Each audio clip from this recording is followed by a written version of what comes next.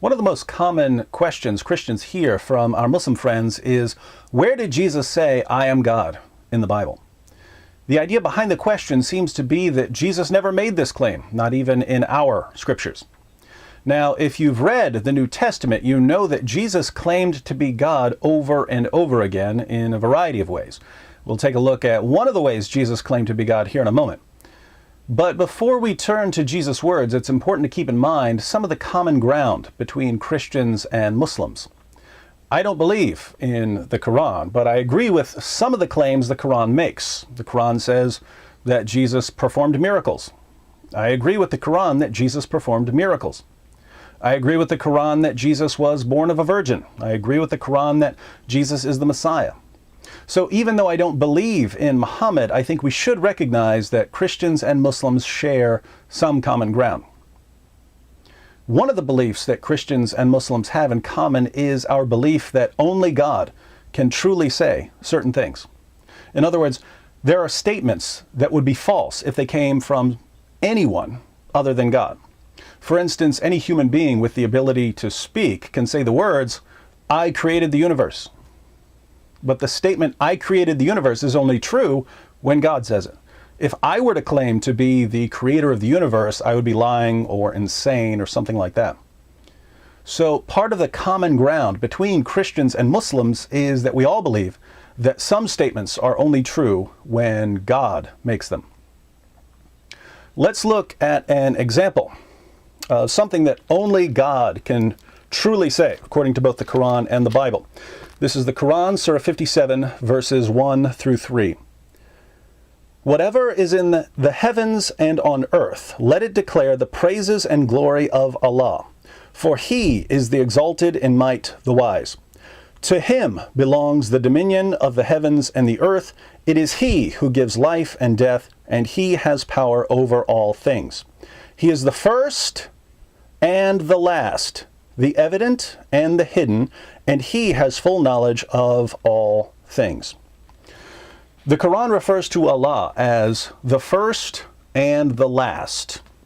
Allah is the first, al-awwal, because nothing comes before Him, and He is the last, al-akhir, because nothing comes after Him. Al-awwal and al-akhir are two of Allah's 99 names. The Bible also calls God the first and the last. In the book of the prophet Isaiah, chapter 44, verse 6, we read, "Thus says the Lord, the King of Israel and His Redeemer, the Lord of hosts. I am the first and I am the last, and there is no God besides me." The word Lord here in Hebrew is Yahweh, the biblical name of the one true God. So according to the Bible, Yahweh is the first and the last. Now, the book of Isaiah is in the Old Testament, the collection of scriptures revealed before the time of Jesus. But the New Testament, the collection of scriptures revealed after Jesus came into the world, also uses the title, the first and the last. In the book of Revelation, chapter 1, the Apostle John sees a vision. He says, in verse 17, "When I saw Him, I fell at His feet like a dead man, and He placed His right hand on me, saying, 'Do not be afraid. I am the first and the last.'" I am the first and the last. So, who must be speaking here according to the Bible and the Quran? God, right?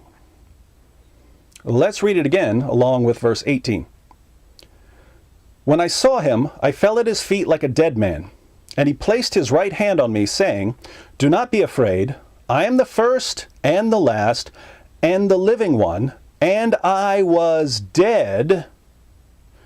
And behold, I am alive forevermore, and I have the keys of death and of Hades.'" I am the first and the last. That's one of God's unique titles. "And the living one, and I was dead, and behold, I am alive forevermore." When did God die, according to Islam? The first and the last says that He died. When did that happen? You see, if you're familiar with the book of Revelation, you know that this is Jesus talking to the Apostle John. Jesus calls himself the first and the last.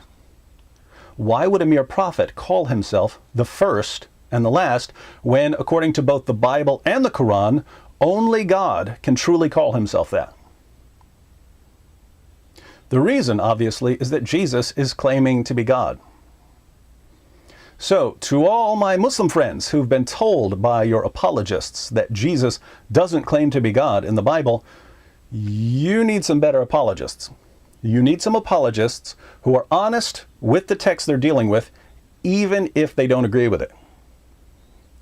As for the Christians who are watching, if you get into a serious discussion with a Muslim, I can almost guarantee that at some point your Muslim friend is going to ask, where did Jesus claim to be God?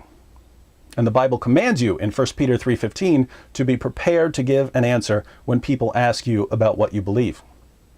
There are lots of ways to respond to questions about the deity of Christ, but if you don't have an answer prepared already, it wouldn't be a bad idea to remember a few references like the ones I just used. Quran 57, 1 through 3, Isaiah 44, 6, and Revelation 1, 17 to 18. If you'd like more, be sure to visit us at answeringmuslims.com.